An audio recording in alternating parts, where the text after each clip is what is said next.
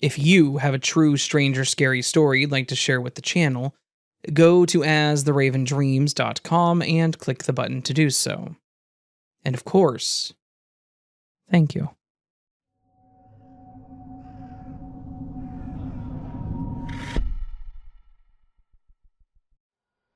When one of my favorite games came out back in 2016, I became obsessed with everything about it.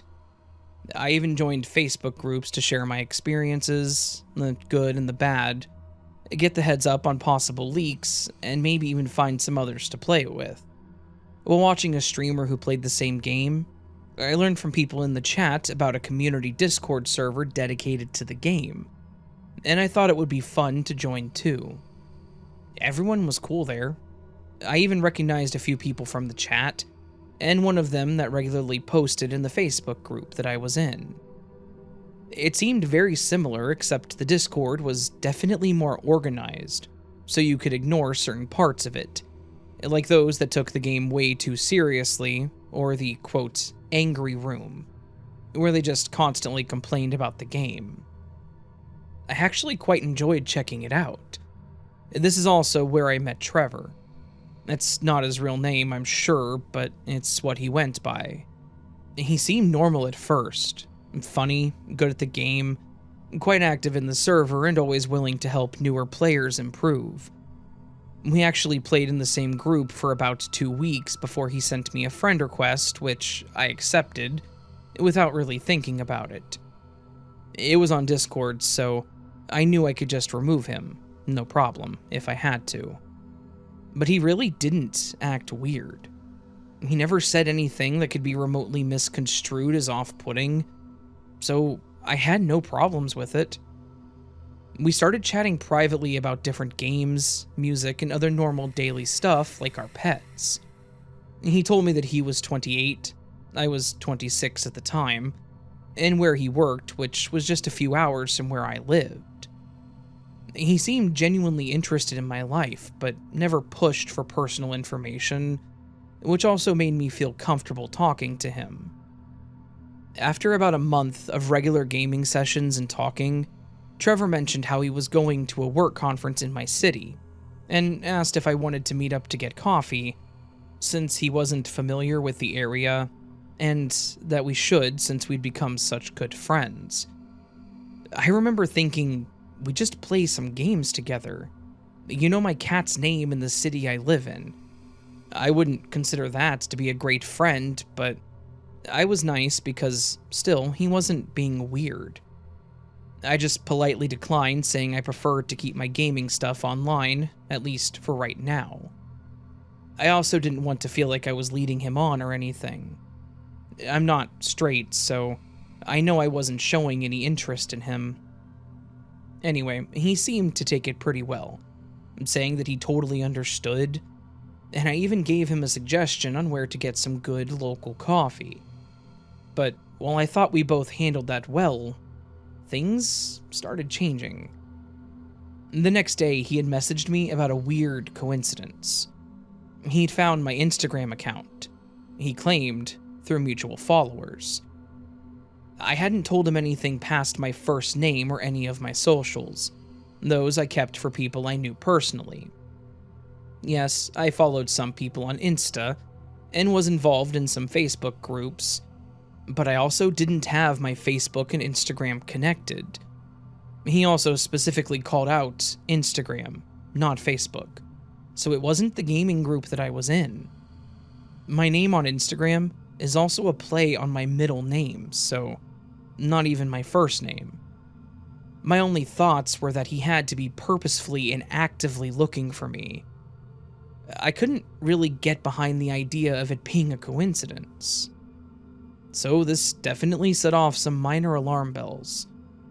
I was honest and to the point, and told him that that was quite the coincidence, but that I didn't accept any follow requests for people I didn't personally know, and even mentioned that it was due to a weird random follower situation.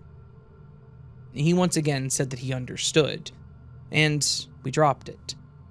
But then, a few hours after that, he sent me an invite to join him on Snapchat. He followed it up with, if I wanted to talk outside of Discord. At this point, I was a bit irritated. This was the third attempt to talk to me outside of the server, and I've declined the other offers. I understand he may have just been being friendly, and even friendships can cross boundaries, but that still does not make it okay. So I confronted him about it. I told him I wasn't interested in talking outside of the server, and that I was uncomfortable with all of his attempts. He took a while to finally respond, and when he did, it was a simple apology saying he didn't mean to send the snap request to me. I honestly did not believe him, but that's fine. If he claimed he didn't, then it shouldn't happen again anyways, now that he knew how I felt, right? Instead of accepting my feelings and wishes, however, he doubled down on the creepiness. He started sending me messages about specific places I had been to recently, places that I never mentioned in a public setting. He asked me about a restaurant that I went to and would always phrase it as if he had no idea. "Hey, I saw this Thai place around X Street. Do you know if they make this?" Or when I stopped at a small market near my work. "The farmer's market at this intersection has awesome street corn." He worked a few hours from me, so I assumed he also lived that far from me. Why would he be shopping around in places near me? The conference was one day, so I didn't understand. But the fact that he would ask these questions after I would leave these places made me feel like he was intimidating me. Like he was trying to prove a point. It was such a strange thing to do, and I hated it. We started out just talking to each other and sharing mutual interests in a video game, but now, somehow, he knew where I was throughout the day.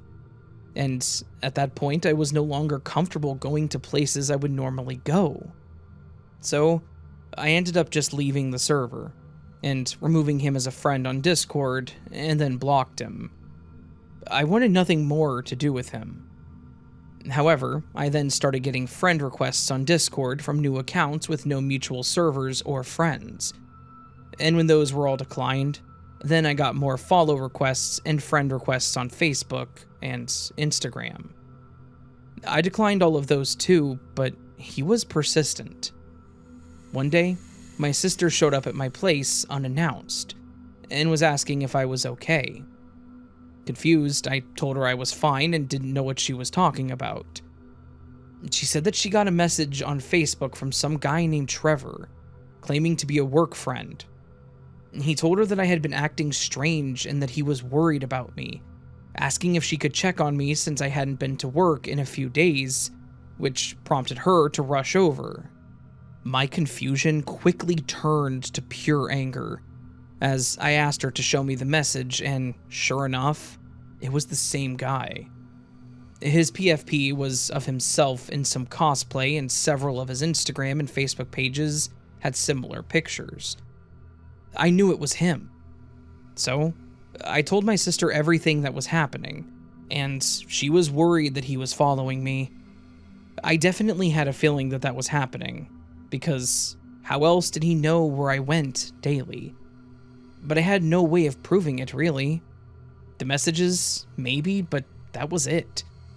And I wasn't aware that he would be around or didn't think about it when I was out, so I rarely looked for him. But as we considered this, something told me to look outside. I live in an apartment, with my place facing the parking lot out front. I looked around and spotted a car in the parking lot that was running, and I saw him, sitting in the car, looking around left and right. I knew it was him. If he'd been following me to those places previously, there was a high chance he followed me home too. So he probably knew the building I was in, but maybe he didn't know which apartment. What if he had lured my sister to my place to watch and see? I was livid. I wanted to storm out there right at that moment and shoo him out, but my sister stopped me. She suggested that I call the police instead. Ultimately, I knew she was right, and I did call. I was surprised by how quickly they showed up, and with the way they pulled in, because I gave them a description of his car, they blocked him so he couldn't even try to leave. We watched from the window as they asked him to step out. They patted him down and were then talking to him. One of the cops came up to my apartment, and we went over all the details again. I was smart. I took screenshots of all the conversations on Discord before I blocked him, so they could see his picture too. It was small, but the cop I talked to said he was confident it was the same guy. We waited inside for a bit until another cop came up, the one that was previously talking to Trevor, asking again for my side of the story. That's when he told me what Trevor had told them. He claimed to be waiting there for a friend, but when they asked for the friend's name and unit, he seemed to be trying to think of answers off the top of his head. He said that his friend lived upstairs, but couldn't give the exact unit or even floor. There were 4 floors. I gave them a description of some of the people in the building that I knew, but after checking with the front office, they confirmed that no one lived there by the name that he had given. After all was said and done, he was actually arrested, because he apparently had warrants. But I was given the option to file a protective order, and yes, I did just that. Why would you stalk someone when you have warrants? When someone could easily call the cops on you? None of this made any sense. After this event, I didn't get any more messages from him. Friend requests, nothing. So maybe he got the hint. Maybe whatever his warrants were for kept him busy. All I know is that he ruined something that was really fun for me. I did stay in one Facebook group, but removed myself from any other ones and just stuck with the friends I had made previously. I had tried to put myself out there more, and that was obviously a mistake. I still don't know what his true intentions were, and I guess it's best that I never know, so long as he is never able to achieve them, whether it's with me or someone else.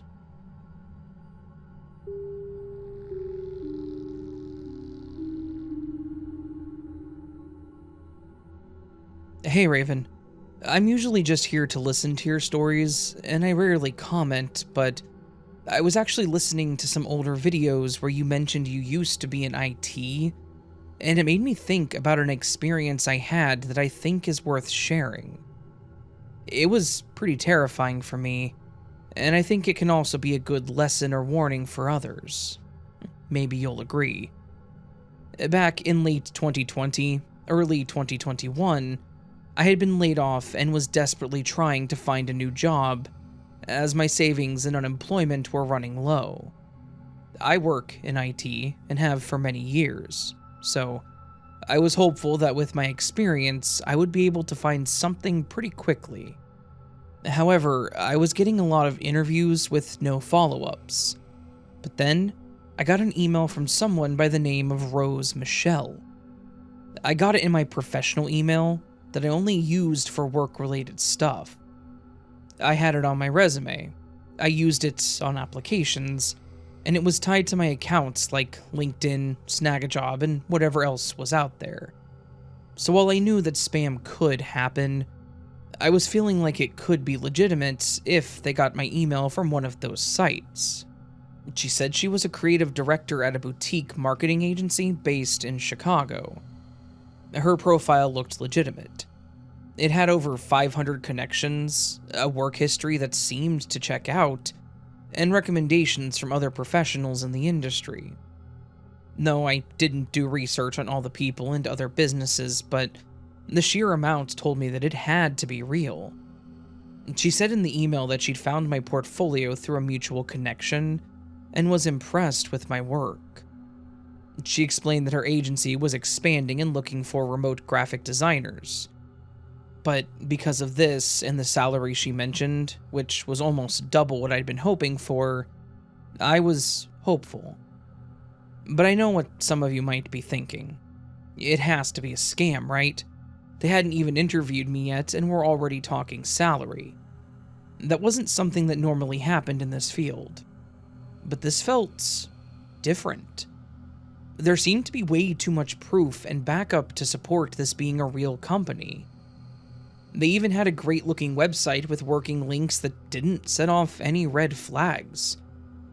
We had a video interview where she showed me the agency's current projects and even gave me the names of other team members, saying that they were who I would directly be working with. The office I saw even appeared real. There was a large window to the side, and I could see cubicle walls behind her. Even the way Rose spoke to me about the company and the job, she clearly knew the industry. So after going over some normal interview questions and the job description, she said that she would pass the information on to her hiring manager, who would then reach out for the second and more formal interview. To my surprise, they called me the next day, and after a normal-sounding interview, I was offered the job. I was ecstatic.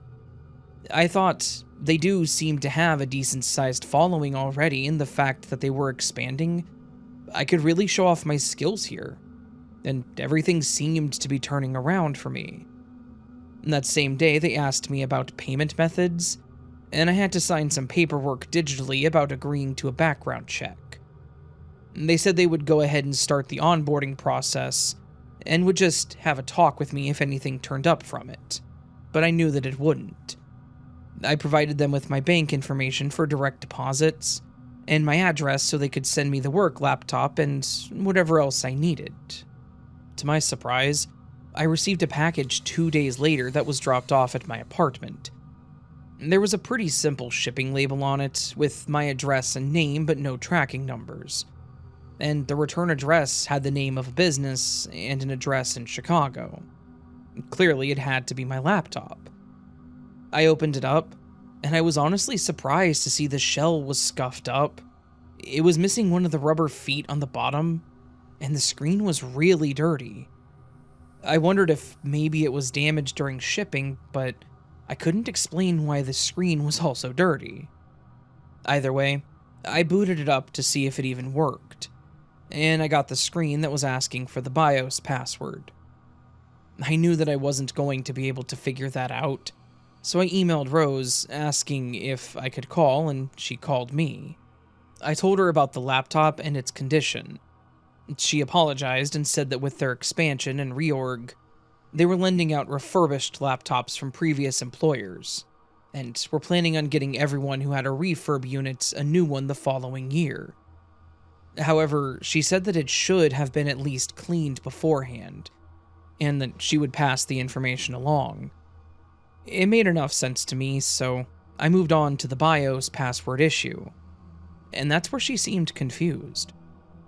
She said that I should have received an email with all the login information. While she was on the phone, I scoured my email, even the spam folder, and I didn't have anything. I even checked my personal email just in case, but I didn't get anything. She seemed upset about this, and apologized again, making a joke about how disorganized they seemed to be, and she said they were usually much better than this. I told her it was fine, and even mentioned how new hire work is always so daunting, so I understood. That's when she suggested a, quote, temporary solution. She said if I was okay with it, I could install their proprietary design software on my personal computer while IT got back with us about the laptop. She even offered a $500 bonus on my first paycheck for the inconvenience of having to use my personal equipment. She explained that it would be active by user sessions, so once I got my work laptop set up, it would be deactivated on my personal system and I could then uninstall it. Looking back, I realized that this was one of the moments I should have known something wasn't right. But once again, the bonus offer and mentioning the one person / login per session made it seem real. She sent me a professional looking installer package and walked me through setting it up over video chat. I was nervous about installing unknown software. I'm not a genius when it comes to technical and security stuff. I know some things, but not enough. I'm better at making your website look pretty, not securing it, if you know what I mean. Anyway, she stayed on the line the entire time, explaining each step. The program looked legitimate too, with a professional interface and everything. Then she had me speak to one of their IT guys who helped me with the session number and some keys for it. Afterwards, he said that it would take about 8 to 10 hours to complete the setup, since they still had to activate my ID on their end anyways. So he said that it should all be ready for me by Monday morning to begin work. This all took place on a Friday. So I left my laptop open and on as he instructed, and finished up my night with dinner, whatever else I did, and then I went to bed. I'm thinking a lot of my anxiety then was probably just from starting a new job. Sadly, I was completely wrong.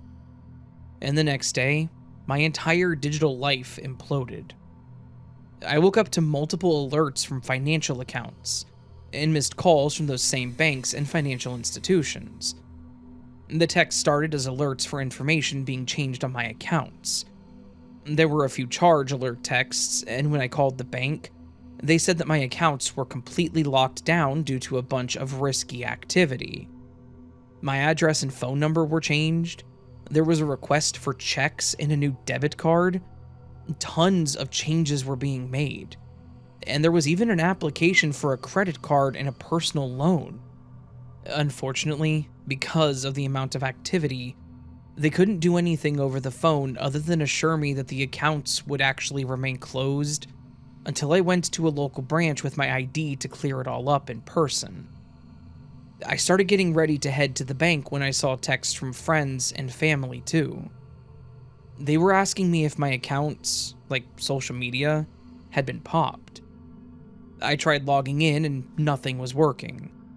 One of my friends sent pictures of the Facebook, Insta, Snapchat, and even Discord, where I was posting link after link of crypto scams and other similar things. And that's when it hit me. It had to be my laptop. I ran to my office and my stomach dropped. I thought I was going to be sick.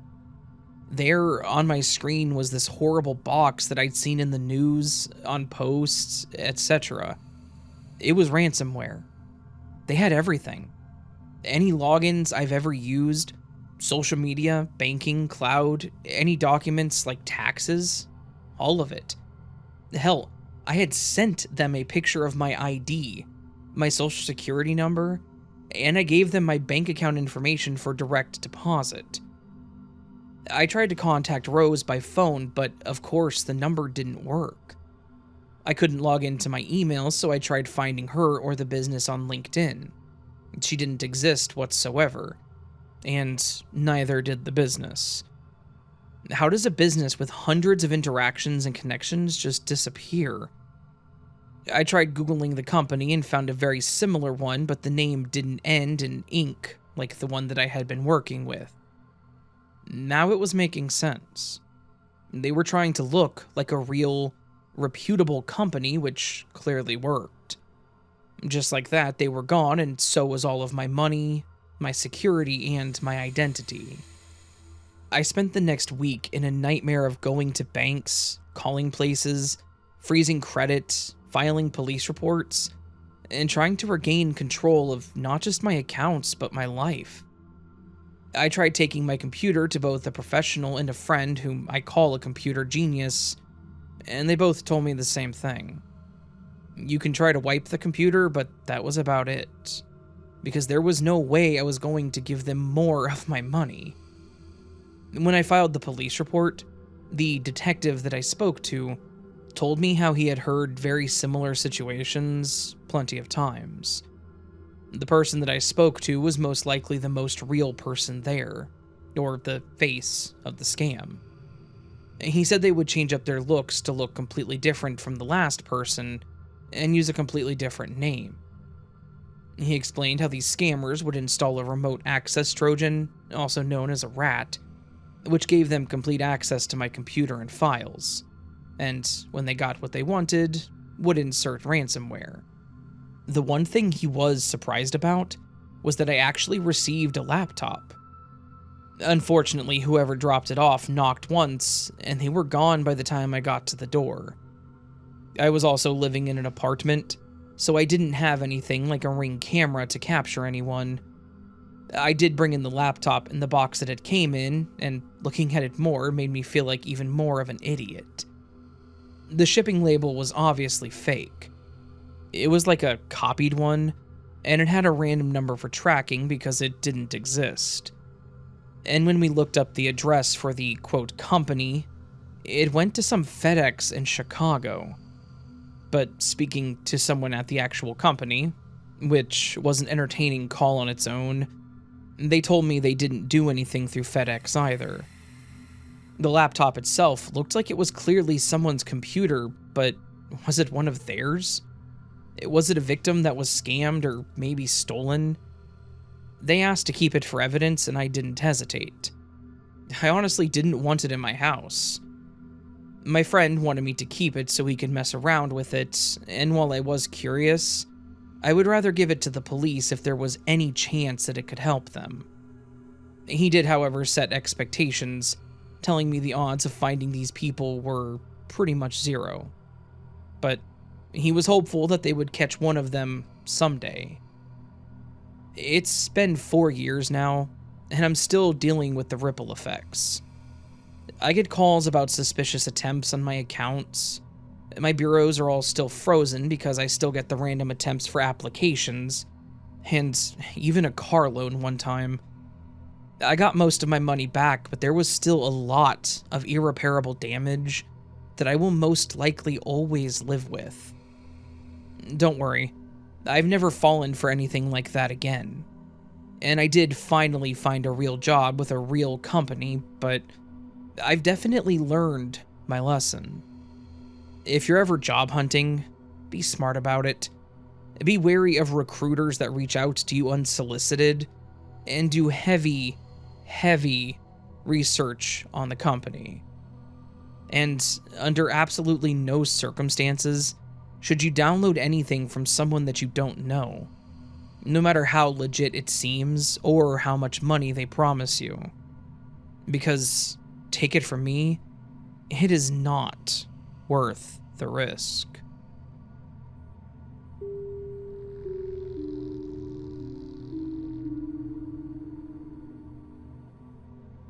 I felt compelled to share this story after listening to the abundance of strangers relay their own odd and quite creepy stories.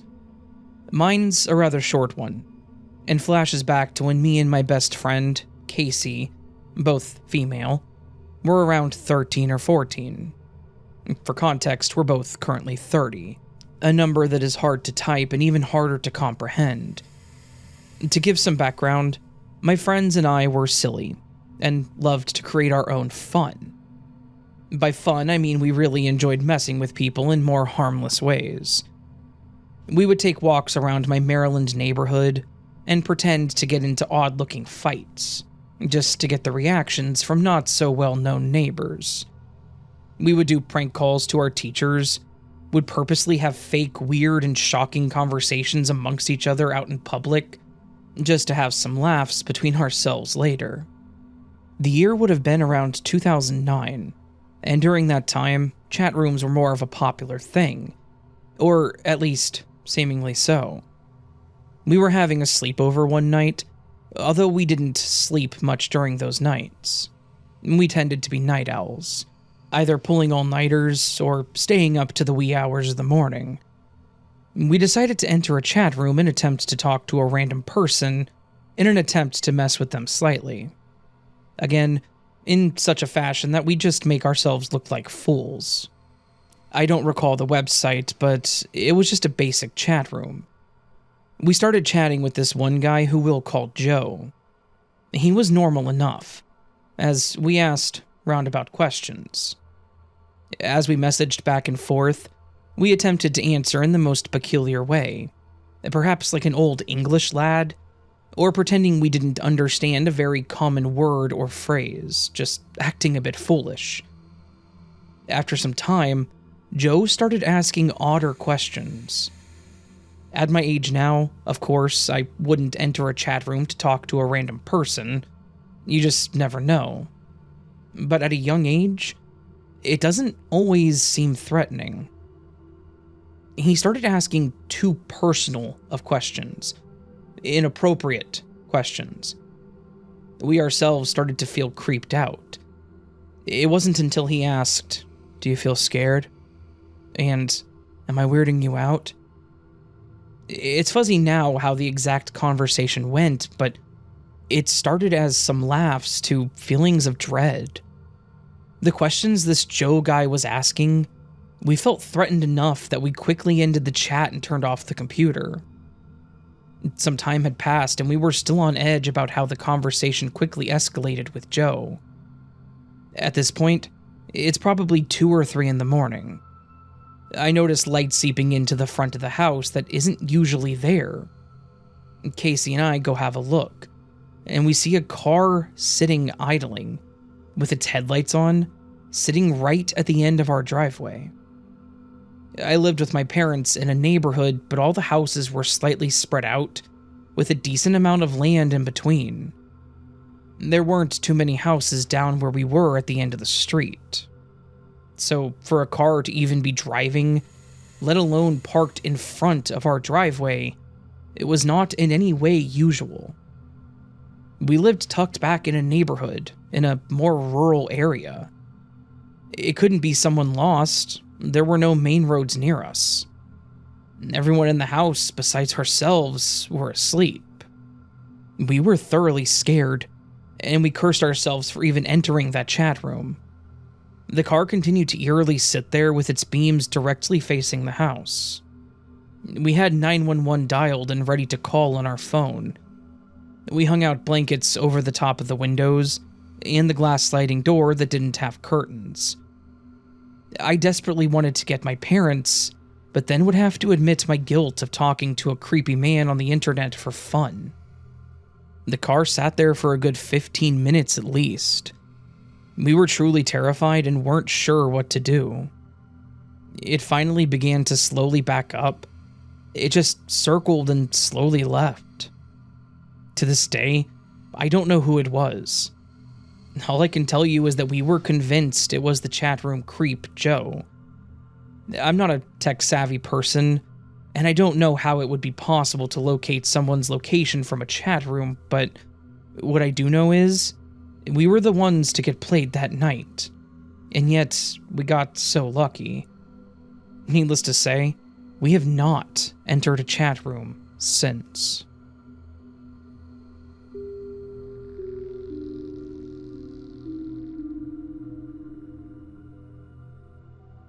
As if being a small startup business wasn't hard enough, I quickly learned that there were more difficulties involved than just inventory and upset customers.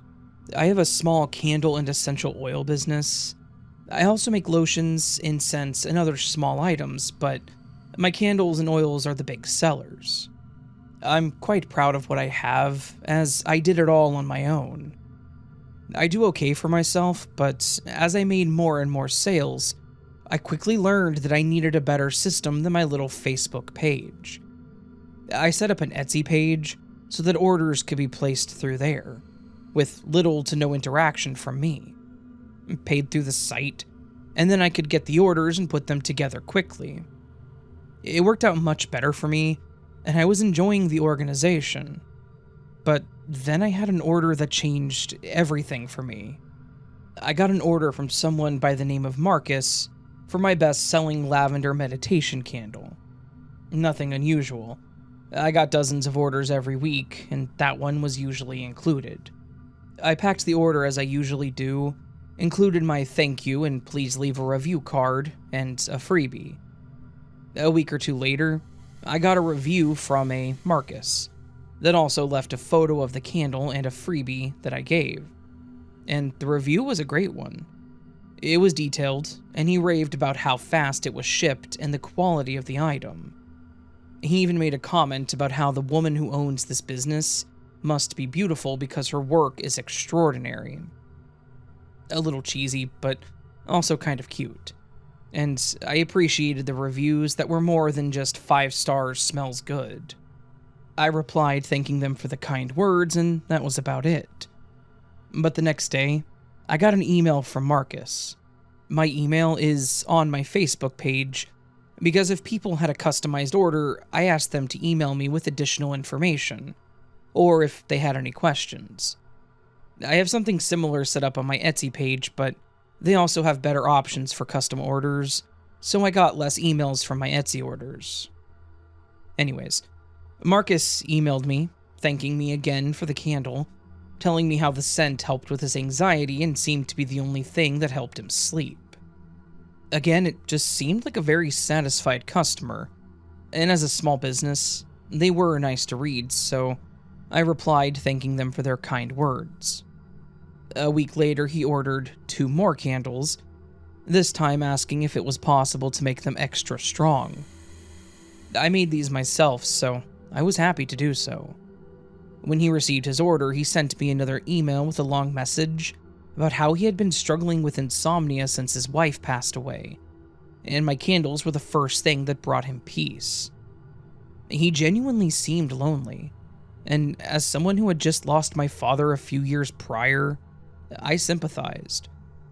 He was the one that pushed me to start my business, and to do what made me happy, so the fact that I had this kind of impact on someone else who needed help, it meant a lot to me. But unfortunately, that was where I made my first mistake. We started exchanging messages through email about grief and healing. He ordered candles weekly, always leaving glowing reviews on Facebook. Sometimes he would even request custom scents, describing memories of his late wife, her favorite flower, the perfume she wore, her favorite cake that she baked, and how it made the whole house smell like a bakery. It felt meaningful to help someone through their grief, and it challenged me to try new scent combinations. But then, he asked me more about the perfume. He said he couldn't quite place what the scent was, and asked if I could make a custom candle or oil based on it. I told him I would be willing to try it, and he offered to mail me the perfume so I could use it, and insisted that I keep it as a thank you gift, because he had a feeling that I would love it too, claiming that I reminded him a lot of his wife. Once again, in my feelings, I accepted. I had a P.O. box that I used for my business, and as the return address, so I told him he could just send it there. Once I received it, I was surprised to find out that the perfume was the same one that I wore. At the time, I thought it was a crazy coincidence. I would wear the same perfume as his wife, and now my candles help him sleep. Based on the ages and years he mentioned, I assumed that he and his late wife were probably in their 50s or 60s. I was 29 when this took place, so there's a pretty significant age difference. It was still possible that his wife wore the perfume though, so I had no real reason to question it. I did tell him that it was the same perfume I used and that, coincidentally, I had been trying to replicate it because I wanted a matching candle for it. At the time, I didn't notice that he wasn't surprised by this, but rather he just asked how long it would take to make it, since I had a head start. I worked more on my candle, now having a reason to focus on it, and when I was pretty satisfied with it, I sent him one for free, wanting to make sure he also agreed that it was good. I didn't want him to pay for it if he wasn't satisfied with the scent. He said that it was great and thanked me for it. But then my happiness slowly changed to paranoia, as his emails continued and seemed a bit too close to home. He started requesting candles based on other things that reminded him of his late wife. He mentioned how she loved making homemade breads and how her favorite was sourdough. A few days later, he emailed me about how she grew an herb garden and their little green room always smelled like rosemary. He even mentioned how she collected vintage teacups and used them as flower pots. All of these seemed normal and sweet, and I would agree, except his emails would come the day after I posted about the exact same thing. I made a post about how I had started getting into making my own breads, and how sourdough had been the most challenging but fun one to do. I made a post about my little herb garden that I had on my back patio and the money saved being able to grab what I needed from my backyard. I even made a post about the vintage teacups I had just found at an antique store and was contemplating using them for pots or displaying them on a shelf. It was getting close to Valentine's, and I got a lot of orders around then, so when I started getting more and more of his emails, I started feeling overwhelmed. My friend was over one day helping me pack orders, and that's when I brought up Marcus. I told her previously about the perfume, and we both thought it was just a crazy coincidence. But when I was venting about all these other custom orders, she became curious. She asked to see his order history, and I showed it to her. Then she pulled out her phone and showed me what she found. This was when I saw the connection of his requests with my Facebook posts. Every single memory of his wife was actually a detail from my personal life. Was it possible that she had the same hobbies and interests? Absolutely. But I still didn't like the odds. I also didn't know where to go with this information. I didn't feel right accusing him of following me or something because it was entirely possible that he was telling the truth. Maybe something about me did remind him of his wife, and that's why he was so attached.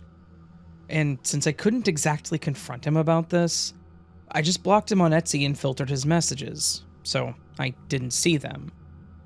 I was already overwhelmed, and the custom orders he was wanting were becoming more and more obscure, and I wasn't going to be able to complete them. But then I started getting new order requests from very similar accounts. To explain, his account was listed as Marcus James, and these new accounts would be Marcus J, James M, things like that. At first, I was going to just fulfill his orders because it was for my normal inventory, but then he would send me an email about his specific candle helping him sleep after his wife passed. But the candle wasn't the lavender one that he told me the first time. So, was he lying? Was he trying to be a different person, and why? He wasn't getting anything from me other than his orders, so what was his end goal? I ended up refunding and canceling the orders, wanting nothing to do with it. But then I got a message on my business Facebook page from a James Marcus asking me to make a candle based on a soap that his late wife used. I responded to that one and addressed him as Marcus, saying I could no longer help him and suggested a few other candle places to try. That was apparently the wrong response. I got friend requests from one Marcus account after another, each profile having very little on it like it was just recently created. All of these accounts then would post on my business page, leaving angry messages about how people shouldn't use me because I lead people on and ruin their lives. So many people started reacting and commenting to these, family, friends, returning customers, and new ones, all asking what was going on. I tried blocking them all and making a post about how it was a situation with one particular customer that I had become uncomfortable with and they blew up, but it seemed like he just kept going. I was feeling drained. I tried to focus on my orders and forget about it, trying to weed out all the fake accounts as they came around. But it all came to a head when I went to the post office to drop off some packages. When I pulled up, I saw a middle-aged man standing outside the doors. I assumed he was waiting for someone, so I paid no further attention to him. He held the door open for me, and I thanked him, and that was it. Until I was leaving. As I was walking back to my car, I heard someone say my name. I turned around, and that same man was walking towards me. I was confused. How did this man know my name? Stupidly, I waited for him to approach me, and when he did, he grabbed my arms near my shoulders and started shaking me, demanding to know why I wouldn't talk to him anymore. It had to be Marcus. I screamed to let me go, and he squeezed my arms tighter. Finally, someone came out of the building and yelled at him too, which finally got him to release his grip. The guy asked if I was okay, and said that he was calling the cops. And the other guy that I assumed to be Marcus left. We still waited for the police because now he had gone too far. He had stopped me in person and hurt me, and I was not letting that go. Thankfully, the police took it seriously as I explained everything about this guy. I went over the emails, my posts, and his requests, how I had to block him, all of it. They made a report, and the other guy gave a statement as a witness. Bless him. And then I went home scared as hell that he may have followed me somehow. But there's one more piece to this that makes it even more confusing. I was also in this small local business group on Facebook and had posted about Marcus, explaining what all happened, wanting to warn others if he showed up.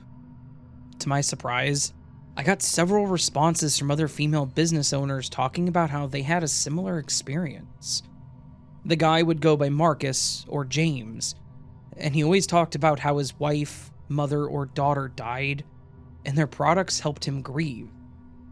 One of them had posted about it a few years prior, which made sense as to why I hadn't seen it. But the others said they never shared their experience because they thought it was just them being targeted.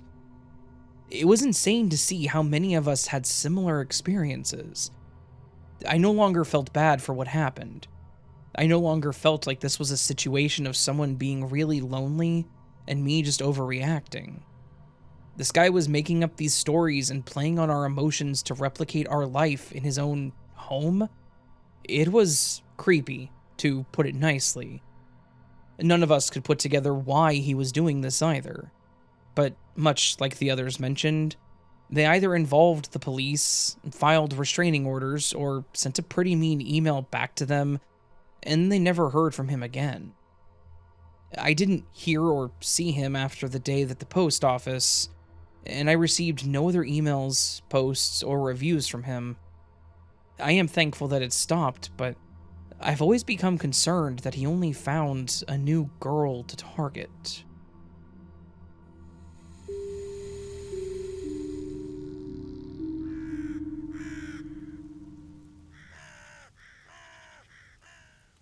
So that, my friends, was a collection of some internet creep, or just creepy internet stories. Not sure how I'm going to title this yet.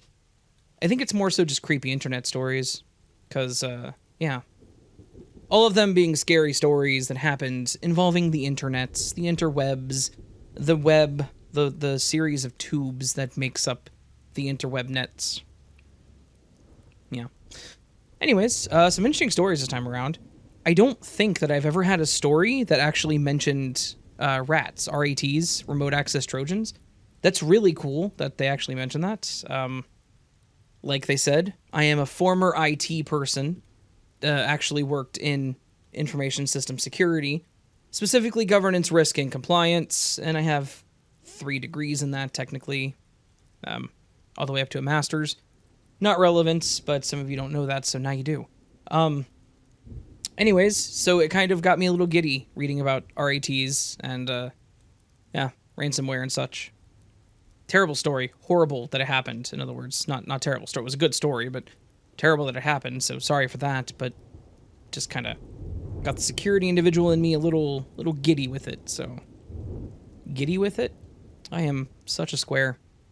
One more thing I want to mention before I go into my normal stuff. This video, I tried something a little different with the audio. I did my normal macros, did the normal, like, editing, but then I also applied what's known as a de-esser, which is supposed to cause the sharpness of the letter S to go down slightly. I know whenever I made my changes to my recordings, like my process back in to August, I think, it got a little louder, like my S's. And I know some people have claimed that the S's have been too sharp in the past. So hopefully the de-esser can kind of soften them. I listened to some parts of the recordings I did after I applied it, and the S's definitely felt softer. So I think it works. If it didn't and it's still a problem, let me know. I know I still whistle some. That's not something I can fix unless I get like expensive dental work done, which it's not going to happen. All right, now at least. So, yeah. Anyways, hopefully y'all enjoyed the stories. If you did, please do hit that thumbs up button, the like button. If you're new to the channel and liked what you heard, consider subscribing. That'd be amazing of you. If you're feeling bold, you can go down below the video and leave me a comment with your thoughts. Have you ever had anything strange happen to you on the internet? Well, you can send it my way by going to astheravendreams.com or just email it to me, astheravendreams@gmail.com. I accept stories however you want to send them, really. Except for by snail mail, I don't accept those. Do not snail mail me a story, please. I will not read it. Plus, it'd be weird. Because how'd you get my address? Anyways, yeah. You can also listen on Spotify, over on Pandora, all those other platforms, Apple, if you want. You can join Patreon or memberships to get early access to content like this and other things, depending on what you sign up for. Got a few copies of my books that will be coming in here very soon. I have 3 left that I need to send. Everyone else has been sent out. All 94 of them have been sent. The last 3 didn't get sent yet because I ran out of books again. My last shipment was 70, and I shipped 70 books in 2 days. So my point is, I have 97 sold, and I think I have 13 left in stock, technically. They'll get here soon. I think the 1st is when they're supposed to get here, so 4 days. And then I'll ship those out. But if you still want one, still have a few left. ko-fi.com/astheravendreams. That's coffee.com, ko-fi/astheravendreams. They are still on sale, so still signed, still come with bonuses. Yeah. All that said, friends, hope you're having a beautiful week so far. Hope I see you again here very soon. But until then, remember that you are loved, you are valid, you are important, you are the best you that you can be. Do not forget it, and please do not let anyone tell you otherwise. Until next time, my friends, much love, and sleep well.